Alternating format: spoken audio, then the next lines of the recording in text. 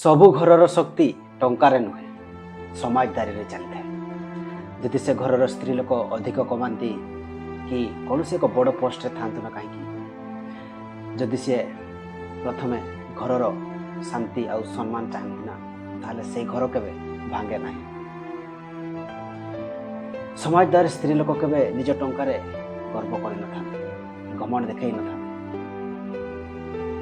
ସେ ସେଇ ଟଙ୍କାରେ ଘରର ଖୁସି ଆଉ ସମ୍ମାନକୁ ଆଣିଥାନ୍ତି। ଆଉ ସମାଜଦାର ପୁରୁଷ ନା କେବେ ନିଜ ସ୍ତ୍ରୀର ସଫଳତାରେ କେବେ ଈର୍ଷା କରିନଥାନ୍ତି, ବରଂ ସେହି ସଫଳତାରେ ସିଏ ଗର୍ବ ଅନୁଭବ କରିଥାନ୍ତି। ଆଉ ଯେତେବେଳେ ସ୍ୱାମୀ ସ୍ତ୍ରୀ ଦୁହେଁ ଦୁହିଁଙ୍କୁ ବୁଝିଥାନ୍ତି ନା, ସେତେବେଳେ ଯେତେ ବଡ଼ ଟଙ୍କାର ବାଧା ଆସୁନା କାହିଁକି, ଯେତେ ବଡ଼ ସମସ୍ୟା ଆସୁନା କାହିଁକି, ଏତେ ସହଜରେ ସେ ଘର ଭାଙ୍ଗେ ନାହିଁ। ଅସଲି ତାକତ କଥାରେ ନୁହେଁ, ଅସଲି ତାକତ କିଏ ବେଶୀ ଟଙ୍କା କମାଇଲା ସେଥିରେ ନୁହେଁ, ଅସଲି ତାକତ ତ ସମାଜଦାରୀରେ ଚାଲିଥାଏ।